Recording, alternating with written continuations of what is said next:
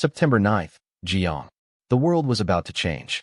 It started on the Kanglan River, a massive vein of water stretching 4,000 miles across the Great Qin Empire.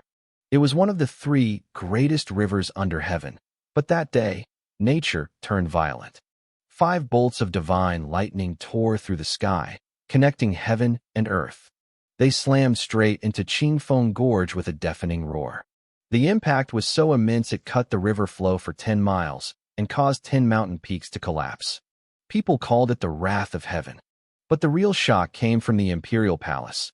The Empress of Great Qin had vanished. The empire was one of the 5 great powers, feared for its heavy armored cavalry and ruled by the Empress with an iron fist. Now she was gone. The court was in chaos. The Empress Dowager had to step in, appointing Gao Qi as the great general of the state and Prince Regent to keep the throne from crumbling. While the world burned, I was standing by the riverbank, looking like a drowned rat. My bamboo hat was shattered, my hair was a mess, and I was soaking wet. I looked up at the sky and started screaming. You've got to be kidding me. I just caught 1 golden carp and didn't release it. Was that worth 5 bolts of lightning? I shook my fist at the clouds. Hey God, are you sick in the head? What do you have against me? This is the 2nd time. You already blasted me into this world once, and now you're trying to finish the job? What else do you want? After spitting out a few more insults, I slumped down on a rock and sighed. My fishing boat was gone. That was my livelihood. I grumbled for a bit, but eventually forced myself to stand up. I needed to see if the lightning had killed any fish. I still had to eat dinner. Luckily, the heavens had a tiny bit of a conscience. I found 7 or 8 large fish blasted onto the shore. My bad mood evaporated instantly. I was actually smiling as I gathered them up, but then I saw something else among the jagged rocks. A flash of white fabric was swaying with the waves. I ran over. It was a woman. She was lying on her back, eyes closed, completely unconscious. Even with her clothes torn and her hair tangled, she was breathtaking, maybe 25 or 26 years old. Her beauty was the kind that could topple cities. Her eyebrows were long and sharp, like fine swords, giving her a fierce, stubborn look even in sleep. I checked her pulse. She was still breathing. We were both victims of the river today, so I couldn't just leave her there. I slung her over my back, grabbed my fish in the other hand, and started the long trek home. I hummed a little tune as I walked. Just a simple fisherman boy, don't envy the birds, don't envy the gods. No desires, no regrets, just wandering between heaven and earth. Half an hour later, I reached my thatched hut at the base of the hills. My scruffy mutt came running out, barking happily. I grinned, showing off my white teeth. Gold nest or silver nest, nothing beat my own little grass nest. I was home. I got to work immediately. I scaled, gutted, and cleaned all 8 fish with practiced ease. 7 of them I salted and hung up to dry for storage. The last one, a fat grass carp over 6 pounds, was for tonight. I'll make a stew, I muttered, hands on my hips. What did they call it back home? Braised fish. Poisson. How was the catch?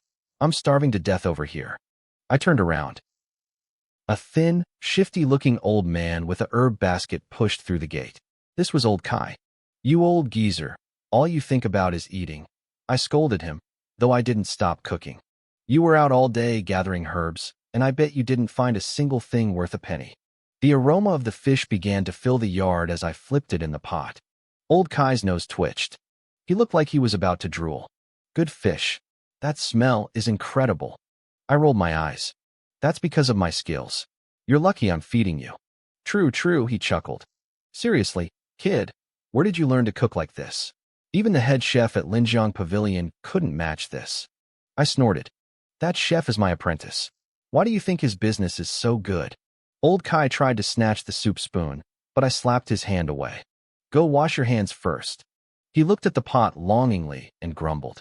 You're just a fisherman, yet you're cleaner than a prince. You bathe twice a day and wash your hands 1,000 times. Who taught you that?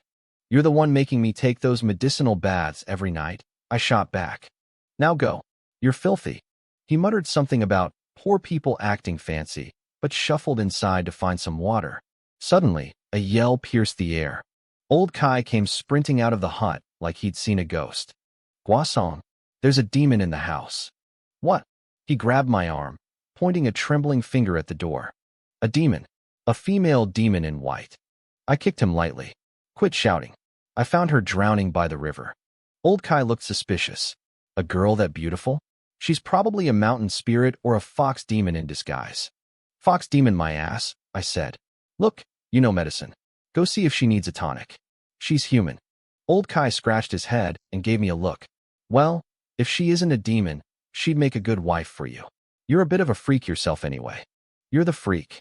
I raised my foot again, and he scurried back inside. I sat by the stove, chewing on a blade of grass and rubbing the dog's head while I waited.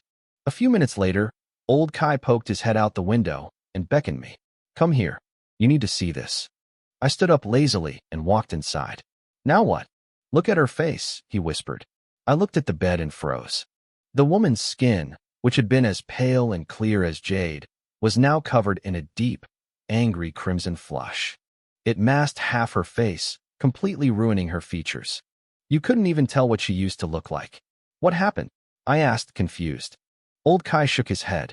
I don't know. It just happened. I told you she was a spirit. She's about to show her true form. We should throw her out before she eats us. I'm too old to die without a wife. Stop being a creep and check her pulse, I snapped. You claim to be a great doctor, don't you? Maybe she's poisoned. Old Kai huffed and sat by the bed, placing 2 fingers on her wrist. I am a great doctor. Don't forget, I'm the one who saved your life when I found you. Yeah, you've told me 10,000 times. Old Kai went quiet, closing his eyes and nodding to himself for a long time. Finally, he let go of her wrist and stroked his thin beard. Well, I asked. This is bad. Her internal meridians are a mess, her blood flow is chaotic, and she's had a massive trauma to the head. It's a strange injury. Waking her up won't be easy. I pointed a finger at his nose. I knew it. You're just a traveling fraud. Old Kai jumped up, his face turning red. A fraud? I am a master of the medical arts. In this world, if I call myself second, no one dares to call themselves first. You brat, how dare you call me a liar? I shrugged. Anyone can brag. If you can't fix her, you're a fake. Back where I come from, we call people like you quacks. Old Kai was fuming now. Who says I can't fix her? If I can't, no one can. Just you wait. He stomped over to a shelf in the corner, reached up on his tiptoes, and pulled down a weathered sheepskin roll. He untied the cord and spread it out. Inside was a row of silver needles, all different sizes, gleaming with a sharp, cold light. Well, I muttered, at least you're a dedicated fraud. The old man let out a huff. He was clearly done dealing with my smart mouth. He pinched a 3-inch silver needle between his fingers and, with a flick of his wrist, drove it straight into the top of the woman's head. His hands became a blur. Within seconds, her scalp was covered in needles. Girls are nothing but trouble, he muttered. He hooked a finger in the air, and a needle seemed to leap into his hand. Following his lead, it plunged into the woman's chest. Before long, she looked like a human pincushion. My jaw dropped. Old man, not bad. I didn't know you could do magic tricks. He beamed with pride. Impressive, right? I told you my reputation wasn't just for show. I shook my head. No, this just confirms you're a fraud. Back where I come from, the best scammers always know a few sleight-of-hand tricks. Go back to wherever you came from then, he barked, his beard twitching in anger. As we bickered, a soft groan came from the bed. We both froze and scrambled over. Her brow was furrowed, her face twisted in pain. Suddenly, her eyes snapped open. It felt like 2 icy stars had just lit up the room. Her gaze was sharp, beautiful, and terrifyingly cold. How dare you? Her voice sounded like clashing ice, sharp as a blade. The heavenly realm. How? But before she could finish, her eyes rolled back, and she lost consciousness again. We stared at each other in silence. What was that? I asked, scratching my head. What did she say? The old man stroked his chin. Something about the heavenly realm and the human world. It was all a jumbled mess. I think I heard the human realm is a land of truth, or something. I don't get it. His eyes started darting around, filled with a sudden, crafty light. Guasong, I'm telling you, this girl isn't ordinary. That aura she had, it was intense. I thought back to that split second. She had looked like a goddess descending from the 9 heavens. There was a killing intent in her eyes that felt like cold steel against my throat. Yeah, I felt it. You've traveled a lot, old man. Do you recognize this? I reached into my robe and pulled out a jet-black tablet. He took it, weighing it in his hand. It's freezing cold and heavy.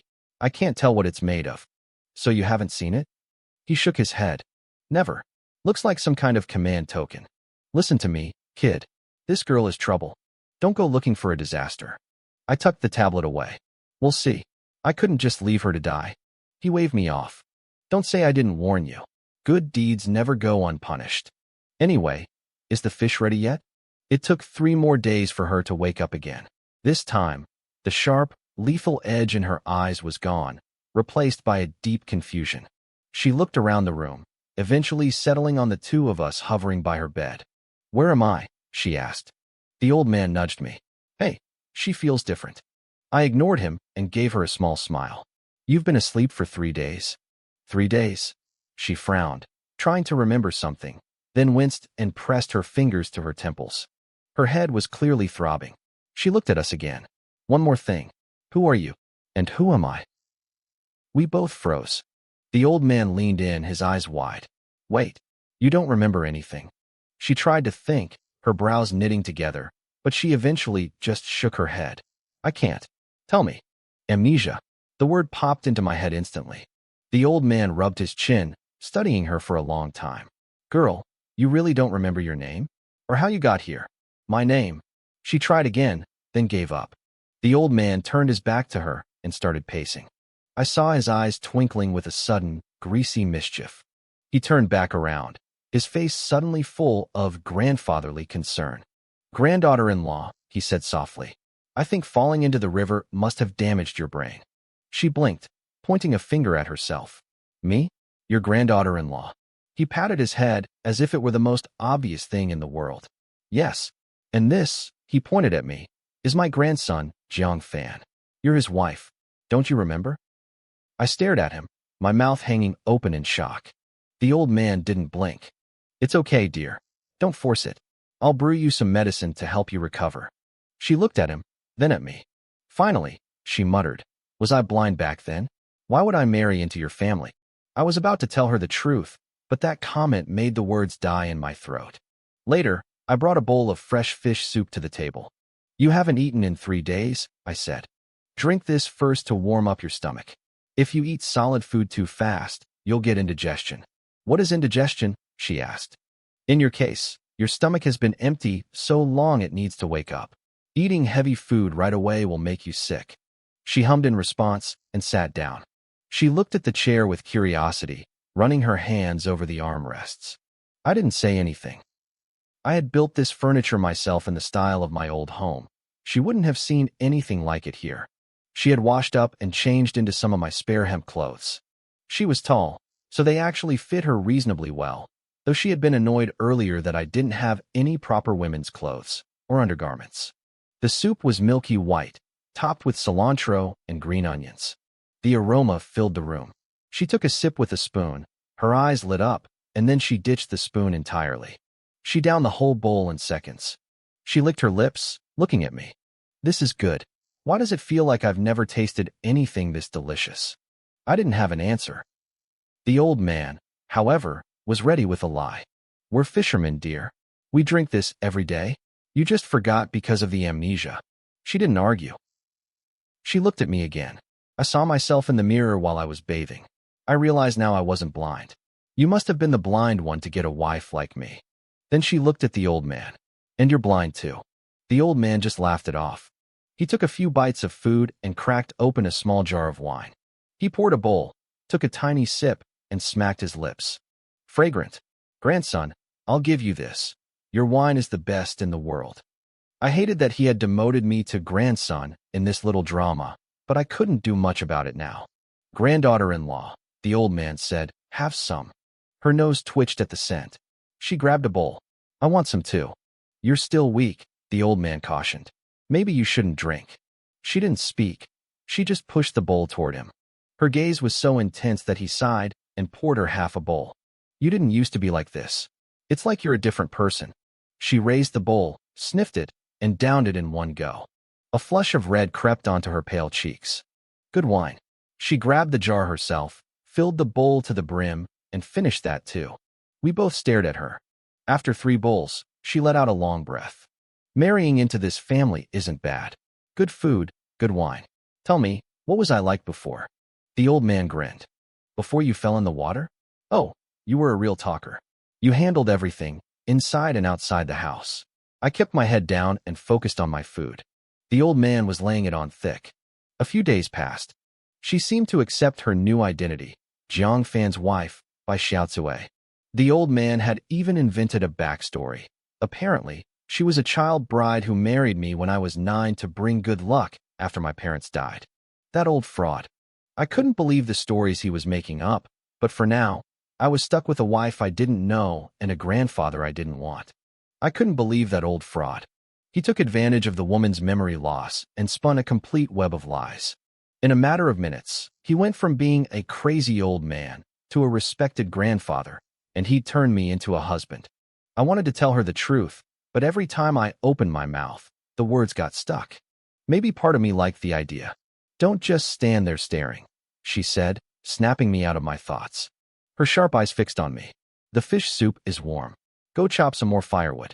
And give me those clothes you're wearing. I need to mend them. Right. Got it, I muttered. I patted the head of my gray dog, Xiao Hui, and stood up lazily.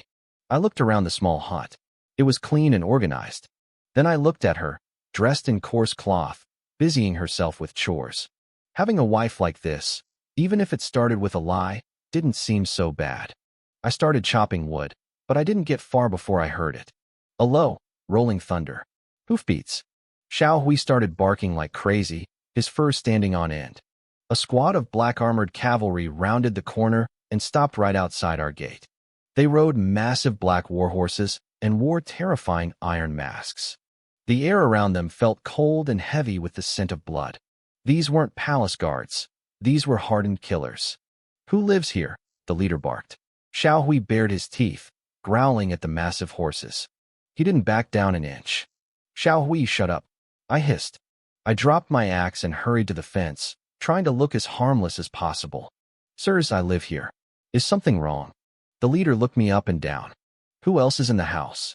Just me and my old grandfather, I said with a nervous smile. I pointed toward the drying rack where she was standing. And my wife. The commander glanced at her. When he saw the large red birthmark covering half her face, he frowned and looked away in disgust. The old man is out gathering herbs, I added. It's just us. Search the place, the commander ordered. 2 soldiers hopped off their horses and pushed past me. They walked right by Xiaozue, ignoring her completely because of her ugly face, and stormed into the hut. What's wrong with her face? The leader asked me, gesturing toward her. Oh, just a birthmark, sir. I lied smoothly. If she didn't have that, she wouldn't have married a poor guy like me. He nodded, clearly losing interest. Have you seen any strangers lately? No, sir. Not a soul. It's just mountains and woods out here. We might see a hunter once a year, but that's it. The soldiers came back out and shook their heads. Nobody else inside. Without another word, the squad turned their horses and galloped away. They were looking for someone, but clearly, they didn't think it was us. I watched the dust settle, feeling a bit uneasy. Whoever they were after, I wanted no part of it. Xiaozue, I called out. I'm heading into the city tomorrow morning. Get those furs ready for me. I'll trade them for some cloth and salt.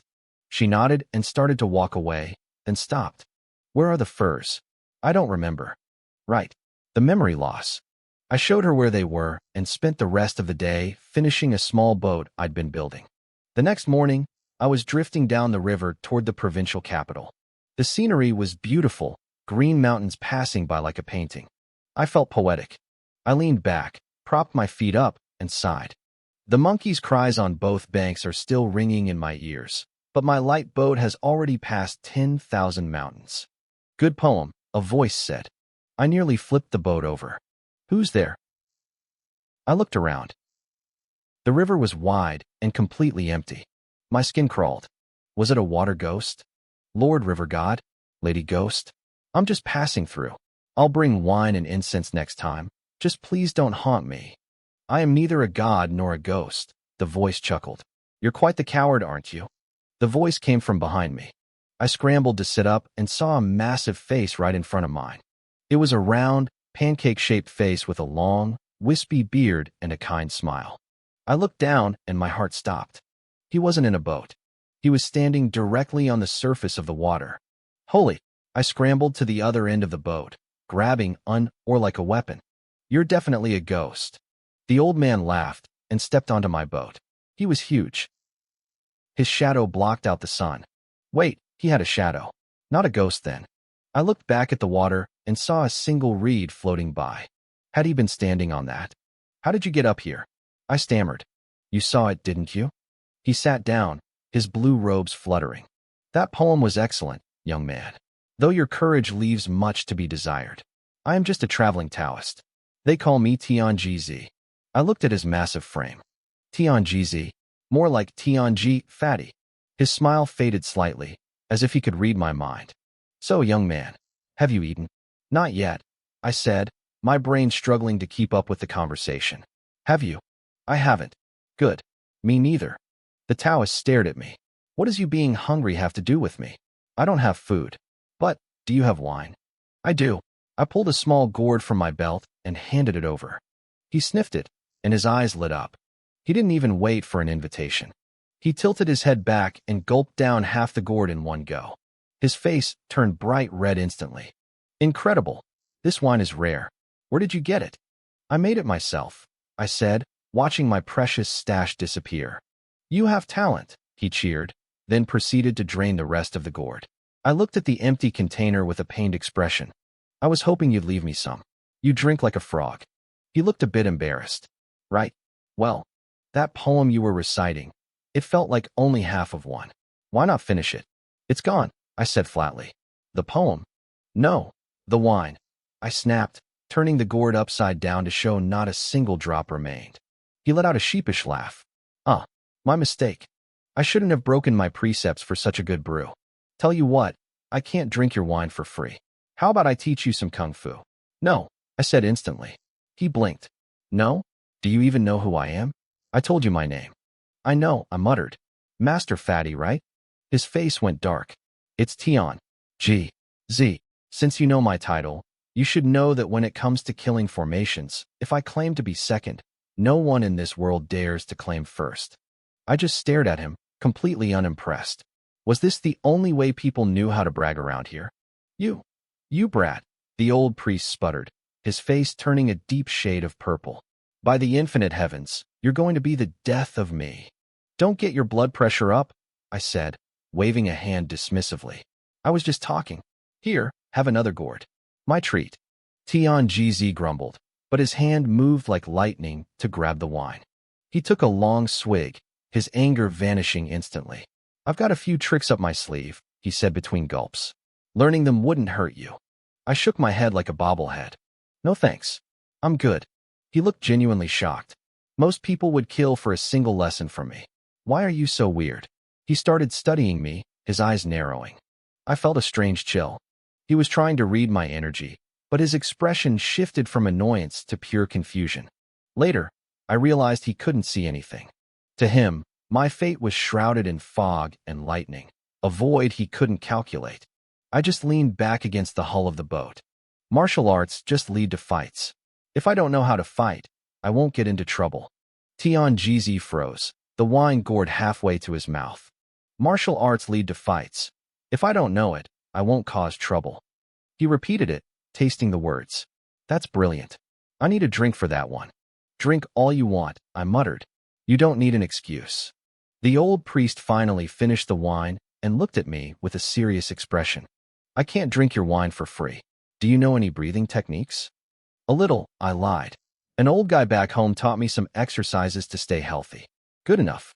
He suddenly swung his horsetail whisk. The world went silent. The river stopped flowing. A splash of water hung in midair, frozen like a diamond. A crane nearby was stuck in a mid-flap pose.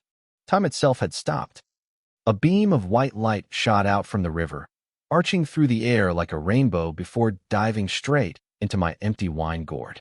He flicked his finger, and the gourd floated back into my arms. If you're ever in danger, open this, he said. It will lock onto your enemy and save your life. I sat there, holding the gourd, my jaw on the floor. Everything returned to normal in an instant. He looked proud of himself. Not a bad trade for some wine, right? I looked at the gourd, then at him. How am I supposed to put wine in this now? He blinked. He looked like he wanted to strangle me. I just gave you a life-saving treasure, and you're worried about the storage space?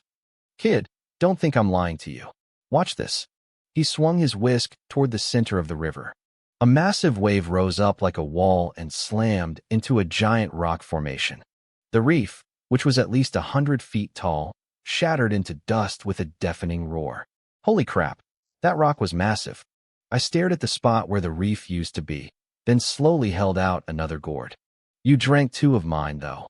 His whisk dropped onto the deck with a clatter. He stared at me, speechless, before snatching the gourd and grumbling about how I was a little monster. Are you satisfied now? He snapped. Totally satisfied, I grinned. I knew you were a man of your word. You'd never steal wine from a kid. He rolled his eyes. I think I was the first person in decades to actually give him a headache. He stood up to leave, clearly afraid that staying any longer would ruin his meditation. Wait. I called out. What now? Do you have more wine? I scratched my head, acting shy, and pulled out a third gourd. Actually, I do. But you also took a ride on my boat. He looked like he wanted to die. I watched him realize he had stepped onto a pirate ship. You little bastard, his voice echoed across the water as he vanished into thin air. Finish that poem next time. I sat alone on the boat, hugging my 3 gourds and smiling. I had lost some wine, but I had gained a literal get-out-of-jail-free card. Worth it. 50 miles west of Sanjuan City, there was a place called Linjiang Pavilion. It was a massive structure, 9 stories high, built right on the edge of the river on a massive stone base. It was the most famous landmark for thousands of miles. On the 8th floor, a beautiful woman in expensive silk leaned against the window. She looked exhausted, her eyes scanning the river for a boat that wasn't there. Stop staring, miss. Her maid, Xiao, teased. He's just a few days late. Everyone has things to do. The woman sighed. It's been 10 days, Xiao. That heartless man still hasn't shown up. People will think you're waiting for a lover. Xiao laughed, setting down a tray of snacks. Eat something. You haven't touched your breakfast. I'm worried, the woman admitted. I heard there are bandits around here killing young women. Those bandits are only targeting girls in their 20s, Xiao reminded her. Our little wolf isn't a girl. He'll be fine. The woman rubbed her temples. I hope so. But why isn't he here yet? She looked at the snacks, but didn't touch them. How's business today? Great. The first 7 floors are packed. We're keeping the 9th floor empty, just like he instructed. The woman smiled. Good. Do everything he says. He's a genius. We know, Xiao giggled. Everything little wolf says is law. The woman poured a glass of wine, her eyes trailing back to the water. In just 6 months, this pavilion had become the 9th most famous spot in the world. And it was all thanks to him. We were only 1 step away from joining the ranks of the Great 8, the most prestigious restaurants in the world. My pink-clad maid, Xiao, skipped over to me, her voice buzzing with excitement. She told me she knew the secret to our success by heart because I'd repeated it 100 times. Linjiang Pavilion relied on a simple formula: 4 dishes, 1 soup, and a pot of wine. I looked at her and smiled. Those 4 dishes, that soup, and that specific wine were all created by Little Wolf. Even the way we managed the business was based on his advice. People always say a true gentleman stays away from the kitchen, but I found myself wondering how such an interesting young man could even exist. Xiao reminded me that Little Wolf said we weren't far from the Great 8. With his guidance, we might actually make the cut during the year-end selection. Still, I felt a knot of nerves in my stomach. The Great 8 were legendary, each with their own unique strengths. It wasn't easy to break into that circle. What are you worried about? Xiao asked confidently. We have the fishing wolf of the Tsanglan River on our side. I laughed, feeling a bit of the tension melt away. You know, the Tai Bai residence, the #1 restaurant in the world, also has a fishing wolf from the Longjiang River. Xiao nodded. Tai Bai residence had been at the top for years. They were already famous for their wine, but a few years ago, they introduced a concept called 1 poem, 1 feast that made them world-renowned. I asked her if she knew how that started. She did. Legend had it that Thai by residence wasn't always called that. One day, a small boat came drifting down the Longjiang River. A young fisherman stepped inside, tasted 11 dishes, and was completely unimpressed. He gave them a single poem and a menu for a feast. The owner was so stunned by his genius that he changed the name of his centuries-old business to Thai by residence just because the boy suggested it. I leaned back, thinking about that story. Thanks to that boy's gift, the name Thai by residence spread across the globe. His feast consisted of 81 incredible dishes, and his poem was a masterpiece that every scholar and warrior dreamed of reading. That was the level of competition we were facing. It wasn't just about food, it was about legend. But Xiaohe remained stubborn. She pointed out that Thai by residence didn't have our wine. Our Shadaozi was considered a peerless brew. In her eyes, the only thing separating Linjiang Pavilion from the world's best was a single poem. I told her she had more ambition than I did. Since the start of the Great Zhou dynasty, culture had flourished, but writing a poem that captured the soul of wine as perfectly as that boy had, that was a once-in-a-lifetime feat. Xiaohe blinked at me, a sudden thought crossing her mind. Miss, that boy at Thai by residence was a fisherman. Our little wolf is a fisherman. Do you think they're the same person? I froze for a second, then gave her a meaningful smile. I told her there were no such coincidences in this world. As for our little wolf, who really knew? Xiaohe puffed out her cheeks, complaining that she'd asked him before, but he just laughed and refused to answer. It drove her crazy. I told her that sometimes, silence is the clearest answer you can get. Suddenly, Xiaohe jumped up and pointed out the window. A boat. Miss, look. A small boat. I rushed to the window and looked out over the blue water.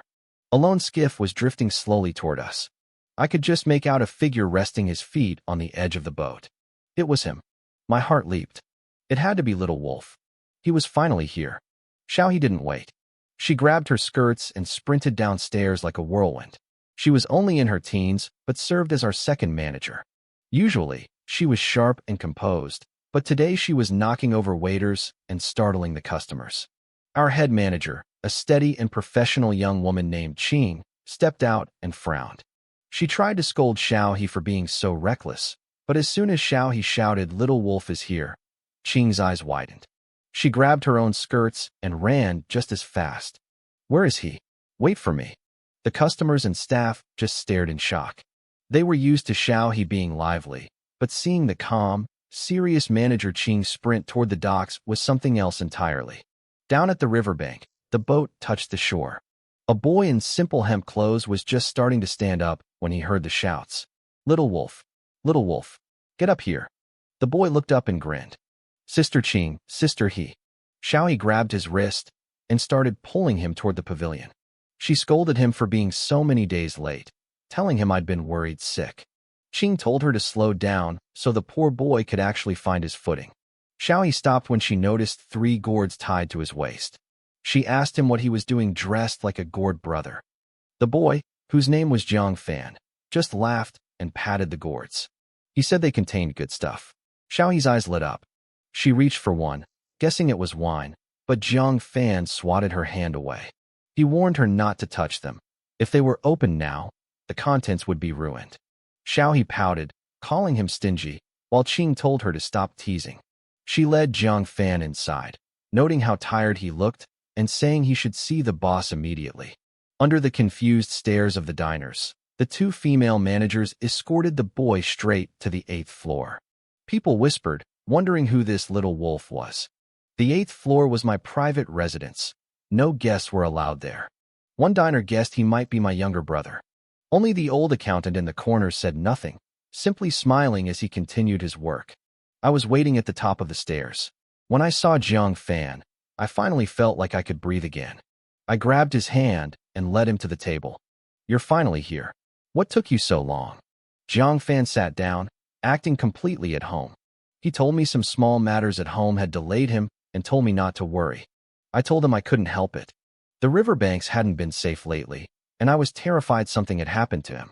Xiaohe poured him some tea. He took a sip and asked what was going on. Xiaohe explained that a gang of bandits had been roaming the area. For some reason, they were targeting and killing young women from out of town. Over 100 people had been murdered already. It was senseless and cruel. Jiang Fan looked stunned. Living deep in the mountains, he was completely cut off from the news. He asked if anyone knew who was behind it. Xiaohe mentioned a man named Old Turtle from Jiangxin Island. Usually, his crew only robbed people on the water, but now they had moved onto land, specifically hunting young women who looked like strangers. Jiang Fan's expression shifted, and I could tell he was thinking about his wife back home. I decided to change the subject. I didn't want him focused on the darkness. I told the girls to get him some food. Xiaohe said it was already being warmed up in the kitchen. Qing took the opportunity to talk business. She told Jiang Fan that the pavilion was booming. Our Shaozi wine was in such high demand that people were traveling thousands of miles just to buy a bottle. She asked if we should start brewing more. I looked at Jiang Fan, hoping for the same thing. But he just smiled. He told us we could increase production, but only by 500 pounds a month. Xiaohe was confused. She argued that even 5,000 pounds wouldn't be enough to satisfy the crowd. Why only 500? Jiang Fan explained that rarity creates value. The harder it is to get, the more people crave it. That was how you built a legendary reputation. Xiaohe still didn't quite get it. She just saw the silver we were losing. But Qing looked thoughtful. She was starting to understand his logic. Jiang Fan looked at us both. Do you want to be part of the Great Eight, or do you just want more silver? The Great Eight, obviously, Xiaohe chirped. We have enough silver. Then do as I say, Jiang Fan replied. Remember, the unobtainable is always more seductive. A peerless wine, limited production, and a world of thirsty drinkers. Out of 10,000 people, only a few hundred would ever get a taste. The prestige alone was worth more than the gold. Qing looked at Jiang Fan, her eyes shimmering with sudden realization. Little wolf, I understand now. If we do this, Linjiang Pavilion will become the talk of every wine lover in the land. The scarcity will make the reputation spread faster than the wine itself. She paused, her mind working through the numbers. Even though we'll sell less, we can charge a fortune. People won't even drink it themselves. They'll buy it as a gift for high-ranking officials. This wine, it will attract the elite of the world. The Great Eight status is practically ours. Jiang Fan nodded, a flash of approval crossing his face. Sister Qing is as sharp as I thought. You see the big picture. I couldn't help but smile. My heart felt light as I looked at him. Everything will be done according to Little Wolf's plan, I declared. From now on, his business strategies are law. No one is to change a single word. Yes, miss, Xiaohe chirped. Even she finally grasped the brilliance of it. She looked at Jiang Fan with pure admiration. Little Wolf, how is your brain wired? Compared to you, I feel like a block of wood. I laughed at her pouting face. Don't go comparing yourself to him, girl. Compared to him, we're all blocks of wood. Qing reached into her robe and pulled out a small ledger. By the way, I've already deposited last month's surplus into the Sihai Bank for you. Here are the accounts. Jiang Fan just waved it off with a casual smile. No need. Money is just a tool. I didn't really want it anyway. That won't do, I insisted. Linjiang Pavilion was failing. I was about to lose my family's legacy until you stepped in and turned it into a gold mine. I won't be ungrateful. Pei Yunjin, don't forget who helped me. Don't refuse, or my conscience won't let me sleep. Jiang Fan sighed, giving in.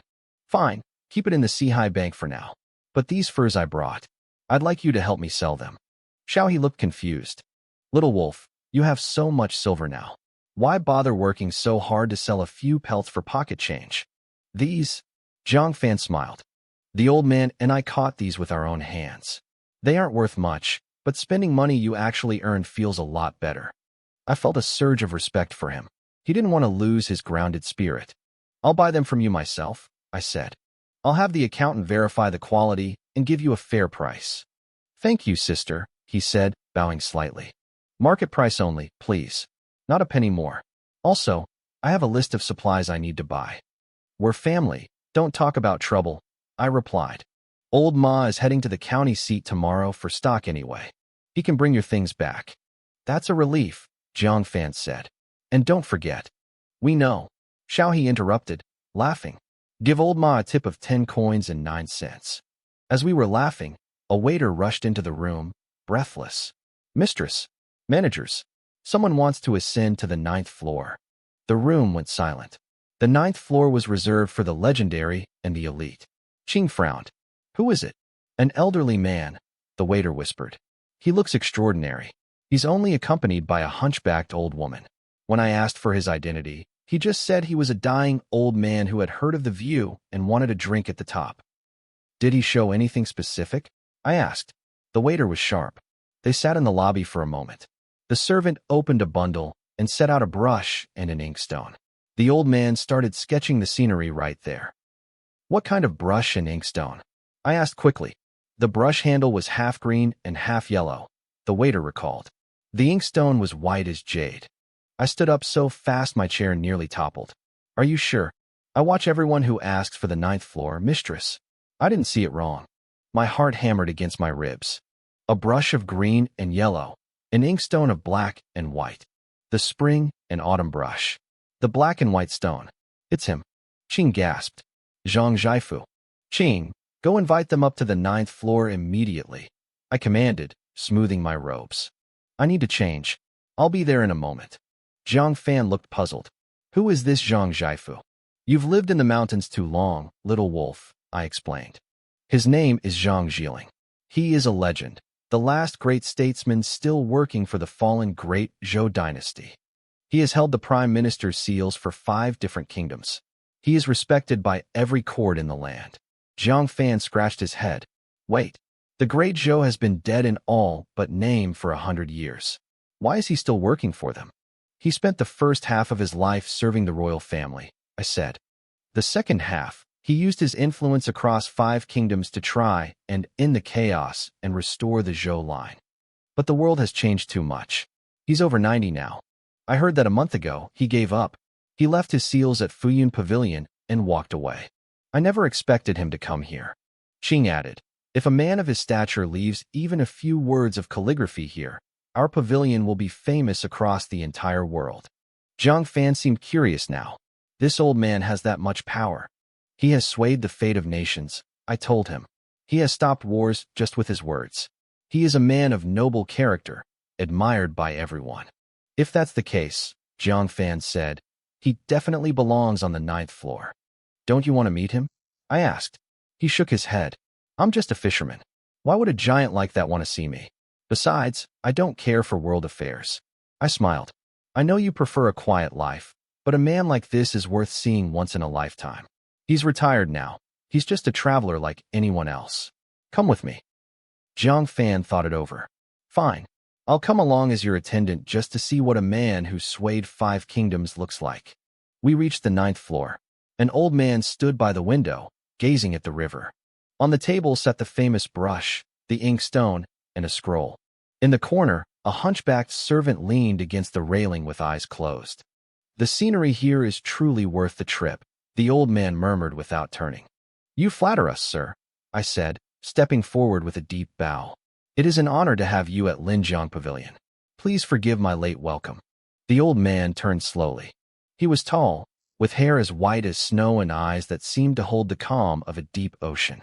Even in simple clothes, he carried an aura of immense authority. Zhang Fan stood behind me, clearly impressed.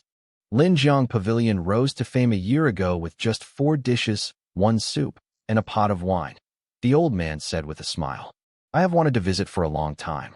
I heard this place was founded by the descendant of the great Zhou official, Master Peiju. Is that true? I bowed again. He was my great-grandfather. The old man nodded.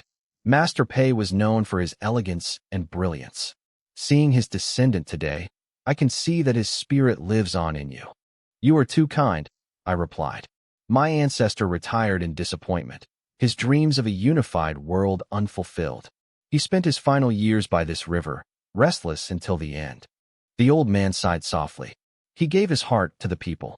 A man like that is both admirable and tragic. The world was moving in a grand, unstoppable direction. I looked at the old man and whispered that human effort often fell short of heaven's will. He chuckled at my words. He asked if I truly recognized him. I told him that only a man of his stature, the one who decided the fate of kingdoms with a stroke of a brush, could carry such an aura. He was the former prime minister. He laughed loudly then. He told me not to use such formal titles anymore. He was just an old man now, a wandering soul like my ancestor.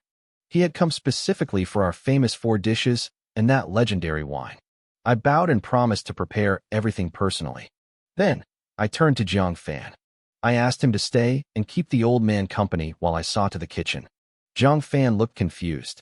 He probably thought he was just here to watch the show. I gave him a small smile and told the old man the truth. This young man was the reason Linjiang Pavilion had survived. He created the dishes. He brewed the wine. The old man's eyes sharpened as he studied Jiang Fan. He seemed genuinely curious. He invited the boy to sit. Jiang Fan didn't hesitate. He didn't act nervous or bow like everyone else. He just scratched his head, smiled, and pulled up a chair. He even pulled one out for the old man. He said standing was too tiring. He joked that if he could lie down, he wouldn't sit, and if he could sit, he wouldn't stand. The old man laughed at his bluntness. He asked if what I said was true. Jiang Fan shrugged it off. He called it a few small tricks he'd thought up while bored, but the old man knew better. He said the management and the strategy of this pavilion were unlike anything he had ever seen. He wanted to know how a simple fisherman had such incredible ideas. Jiang Fan just smiled. He said he had no great ambitions. He just liked to eat and drink. To him, if the common people could eat their fill and live in peace, that was true happiness. The old man went silent. He looked out at the river for a long time. He sighed, admitting that Jiang Fan's words moved him. The world was in chaos. Wars were breaking out everywhere. He had spent his life trying to bring order, but the people were still suffering. Jiang Fan realized he might have turned the mood too sour. He told the old man that such big problems were for big people to worry about. He was just a guy trying to catch more fish. I returned then, bringing the wine and the food. I pulled the pot of Shadaozi from the warm water and filled the old man's cup. I explained that Jiang Fan named it Shao Dao Zi because it felt like a blade made of fire sliding down your throat. The old man was delighted. He had heard of this wine even in the Northwest. He insisted I sit with them. Jiang Fan showed him how to drink it properly. You had to take a large gulp, let it swirl, and then swallow. We raised our glasses together. The old man downed his in one go. His face turned bright red instantly. He let out a long, satisfied breath. He shouted that it was indeed a magnificent wine. It was like fire and steel, yet the aftertaste was sweet and crisp. He was thrilled. Then he tried the food. He picked up a piece of fish and chewed slowly. His eyes widened. He claimed that even in the imperial palace, he had never tasted anything so vibrant. He ate heartily, and Jiang Fan kept his bowl full of soup to help with the alcohol. For a moment, it was just 3 people enjoying a meal. The old man even wondered if Jiang Fan was the god of cooking reborn. Suddenly, the hunchbacked servant in the corner snapped his eyes open. He stood up and roared a warning. We all froze. I looked out toward the river. A fast boat was approaching, and several figures stood on the deck. A second later, a dozen dark streaks whistled through the air toward us. They were blue-tipped iron bolts, poisoned and deadly. The old servant didn't flinch. He let out a sharp breath and thrust his hand forward. His fingers moved like a dragon's claw, creating a literal gust of wind. He caught every single bolt out of the air with his bare hands. He looked like a furious lion. With a flick of his wrist, he hurled them back. Even though the boat was far away, the impact sent the assassins flying into the water. The servant growled, ready to jump down and finish them. But the old man just waved a hand dismissively. He told him to let them go. It was just a small group testing the waters, and he didn't want them to ruin the wine. The servant instantly calmed down. He went back to his corner, closed his eyes, and looked like a frail old man again. The boat fled into the distance. The old man and the servant acted like nothing had happened. Jiang Fan, however, just sat there with his mouth hanging open. Those were over a dozen refined iron bolts, shot from heavy crossbows. They were fast enough to kill in a heartbeat, yet that hunchbacked old servant caught them all with one hand. Then, with a casual flick, he threw them back and killed several men over a mile away. I felt a cold sweat break out across my back. This world was terrifying. If that old man hadn't moved, none of us would have survived. I looked at the bolts he'd dropped on the floor. The tips were a dull, sickly blue. Poison. The old man, however, acted like nothing had happened. He kept laughing and chatting, completely unfazed. I had to admire his composure. I've always loved a good drink, and with the adrenaline fading, I started pouring more wine. The two of us, one old, one young, talked loudly and realized we actually got along pretty well. As the alcohol started to hit, the old man sighed. Today, with this wine, this food, and an interesting young man like you, I haven't been this happy in a long time. The wine had made me bold. I waved my hand dismissively. Old gentleman, you already left your post at Fuyun Pavilion and walked away from that unfinished chess game. It means you've let go of the past. Why carry any more bitterness? Why not find a quiet, elegant place to teach? You could pass on your wisdom to the next generation. The old man's chopsticks froze. Beside us, Pei Yunjin shot me a sharp, warning look, but I ignored it. The old man put his chopsticks down and fell into deep thought. After a moment, he looked at me. You're right. Teaching, passing on the flame. That might be the last thing I can do for this world. The main thing is to be happy, I added, slurring slightly. They say it takes 10 years to grow a tree, but 100 years to grow a person.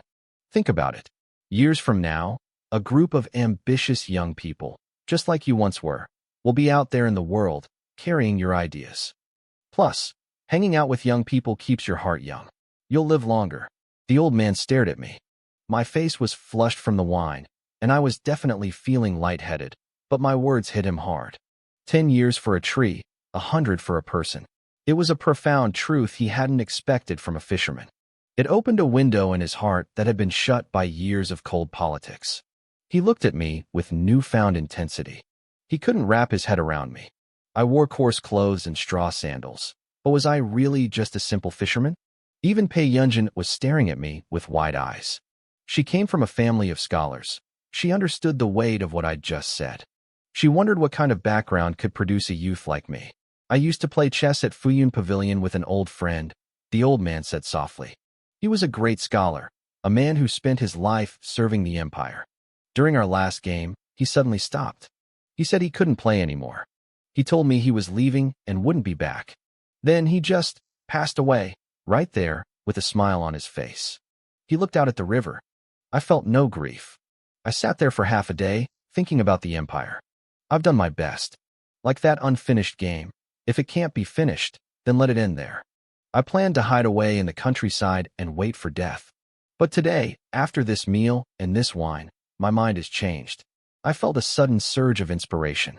Old gentleman, let me compose a piece of music to honor your life's journey. The old man's eyes lit up.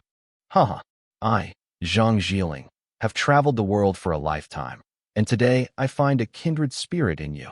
Fine, you provide the words, and I will personally write them down. Pei Yunjin gasped in shock, then immediately jumped up. Quick, bring the finest rice paper. The biggest roll we have. The biggest scroll. I shouted, my tongue feeling thick. Line up the tables. Pei Yunjin was trembling with excitement. If I could actually produce a good poem and have the legendary statesman Zhang write it in his own hand, Linjiang Pavilion's reputation would reach the heavens. Two young maids rushed to spread the paper across the joined tables. The old man rolled up his sleeves and laughed. Little brother, let's hear it. If it's no good, I'm burning it on the spot. I slapped the table, swaying on my feet. Since we're drunk at Linjiang Pavilion, I'll use the melody of the immortal at the river. I stood up, drained my cup, and let out a voice that sounded like it had traveled through thousands of years. The rolling surges of the Yangtze River flow to the east. Its white-crested waves wash away all heroes. The old man's spirit jolted. He grabbed his brush, soaked it in ink, and began to write with furious energy. Right and wrong, success and failure, all turned to nothing in an instant. I continued. The green mountains remain. As the setting sun turns red again and again. The old man's entire body was shaking with emotion, yet his hand remained as steady as a rock. Even the hunchbacked servant stood up, his eyes wide. A white-haired fisherman on the riverbank, used to watching the autumn moon and spring breeze. With a jug of turbid wine, we meet again in joy. So many events, past and present, are all lost in a shared laugh. When I finished, the old man stood there like a statue. This poem, it captured eternity. The flowing water, the permanent mountains, the fleeting lives of heroes. It turned the rise and fall of dynasties into nothing more than talk over a drink. So many events, all lost in a shared laugh, he whispered. This is my life. This is the life of every hero in the world. He threw his head back and laughed, a sound that shook the very walls of the pavilion. What a poem! What a fisherman! To receive these words today, my life is complete. He turned to look at me, but I was already tapping on the table, humming a strange, haunting tune. A few moments later, my head hit the wood, and I was fast asleep. When I finally woke up, my head felt like it was being split open by an axe. I groaned. My tolerance was still way too low for that Shadaozi liquor. You're finally awake. I looked up to see Xiaohe, the girl in the pink dress, standing by the window with a cup of hot tea. Sister Xiaohe? I rubbed my temples. What time is it? What time? You've been asleep for a day and a night. Let's see if you dare to drink that much next time. She helped me sit up and handed me the tea. A day and a night? I looked out the window. It was pitch black. Is Statesman Zhang still here? He left long ago, she said, watching me drink. But he left something for you. You should wash up and eat first. You must be starving. Can you arrange some hot water? I need a bath. It's already ready. Once you're done, come to the mistress's room for dinner. Where is Sister Pei? Xiaohe looked at me with stars in her eyes, her face full of adoration. She's incredibly busy. Little brother, you have no idea what you did. That poem shocked Statesman Zhang, and now the whole city is in an uproar. Since yesterday, people have nearly broken down our doors just to get a glimpse of it. The mistress is having the original scroll framed for the 9th floor, and she's even hiring master carvers to put the poem on a massive screen outside the front gates for everyone to see. I felt a bit guilty. Creating such a massive scene over a poem felt unnecessary.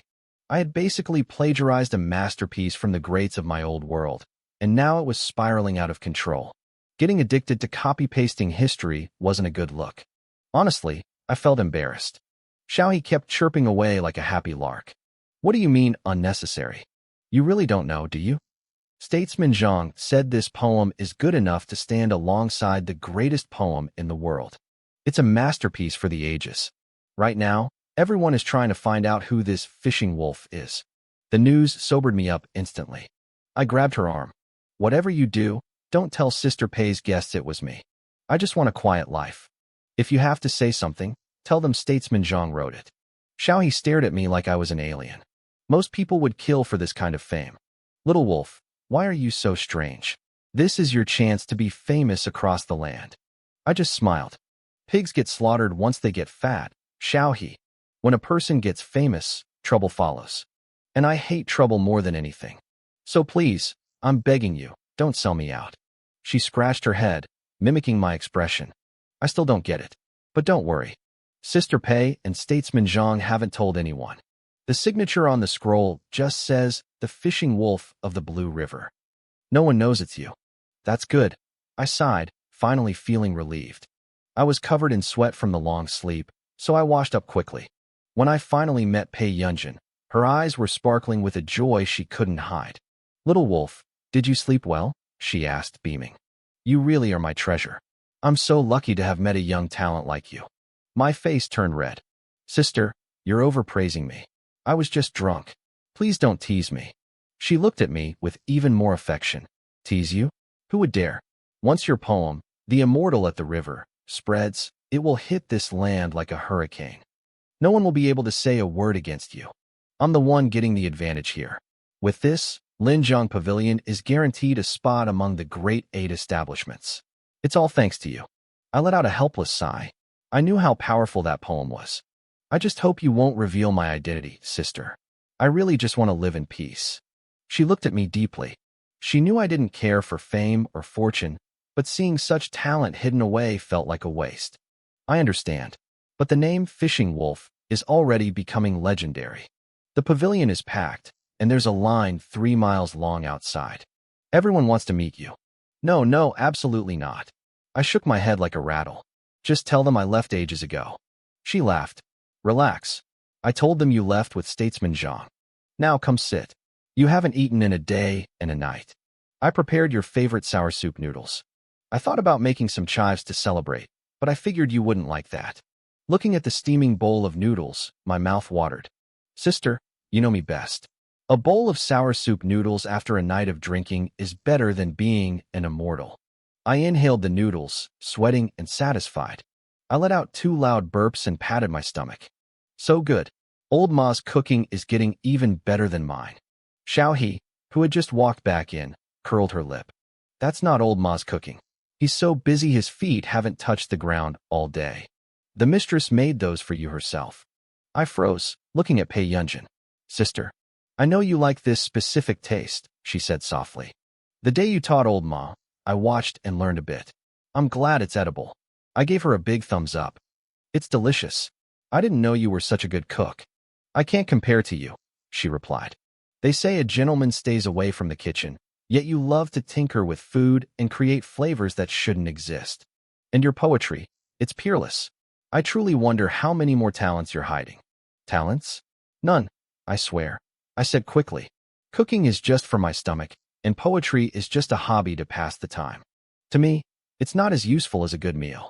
My low profile only made me seem more mysterious to her. Under my casual, lazy exterior, she felt a hidden depth she couldn't fathom. Still claiming you have no talent? She teased. Many are already calling your poem the best in the world, ranking you alongside the fishing wolf of the Dragon River, who is considered the god of poetry. It's interesting. She leaned in, her eyes searching mine. I heard you only arrived at the Blue River to fish last year. Tell me, are you that same fishing wolf?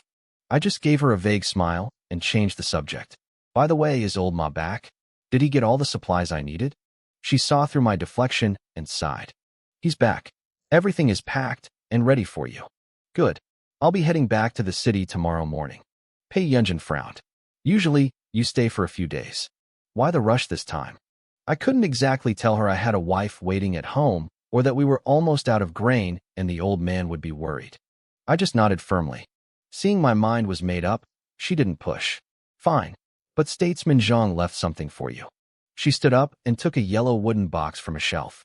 For me, I opened it curiously. Inside were a brush and an inkstone. The brush was a mix of green and yellow, and the inkstone was snow white. The spring and autumn brush and the black-white inkstone. I was shocked. These were the famous symbols of the Prime Minister of the Wu Kingdom. To scholars, they were priceless treasures. These are his prized possessions. Why give them to me?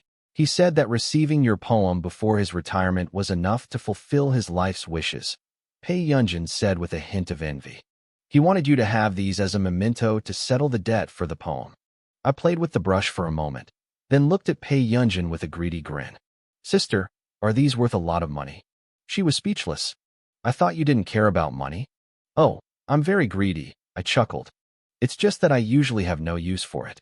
Otherwise, I'd show you what a real miser looks like. Stop talking nonsense, she said, rolling her eyes, a gesture that was still incredibly elegant. Don't be reckless. The brush is made from a single joint of green bamboo, and the inkstone is carved from white stone. The materials are simple, but because of who owned them, they are true treasures. Keep them safe. If people knew you wanted to sell them, their spit alone would be enough to sink your little boat. Oh, I see, I said, sounding disappointed. I thought they were made of rare jade or something. I fiddled with the items a bit more. Sister, the inkstone is pure white. Why is it called black-white? And why spring and autumn for the brush? She sighed. Sometimes I think you know everything, and other times I think you know nothing at all. The brush is from a specific bamboo that grows half green and half yellow over many years, representing the seasons. And because the statesman used it to write his history of the era, it became the spring and autumn brush. As for the inkstone, he found the white stone at the foot of the Kunlun Mountains. But when you grind ink on it, the black and white become perfectly distinct. People say it represents his integrity, clear and uncompromising, distinguishing right from wrong, just like the contrast between white stone and black ink.